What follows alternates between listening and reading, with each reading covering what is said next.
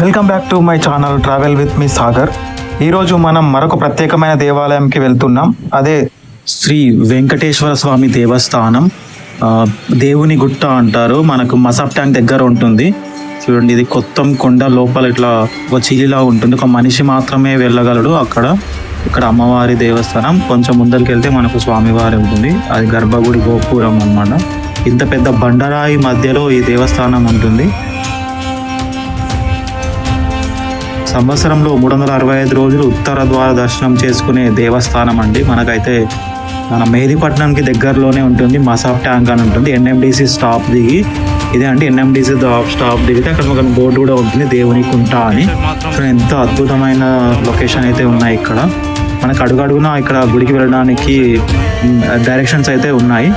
శ్రీ వెంకటేశ్వర దేవస్థానం చూడండి, ఇంత పెద్ద కొండరాయిని చీలుకొని ఆ దేవస్థానం అయితే ఏర్పడింది.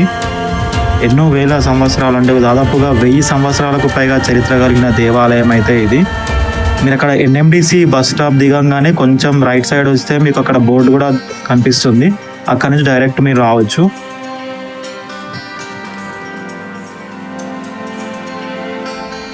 ఓం నమో వెంకటేశాయ అనుకుంటూ ఈ మెట్లు ఎక్కుతుంటే ఒక అద్భుతమైన ఫీలింగ్ అండి. ఎంతో బాగుంది మనకి.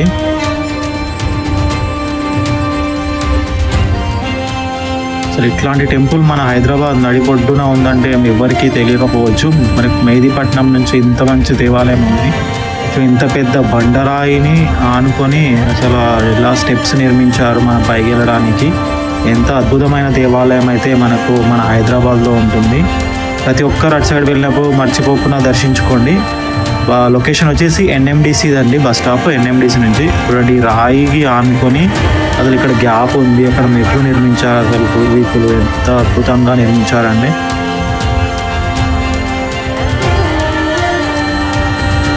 ఓం నమో వెంకటేశాయ. ఈ వైకుంఠ ద్వారం ఏకాదశి రోజు అయితే ఇక్కడ చాలా రష్ ఉంటుందండి. ఎందుకంటే ఇక్కడనే మనకు 365 డేస్ మనం అక్కడికి వెళ్ళొచ్చు అనమాట, వైకుంఠ ద్వారం నుంచి.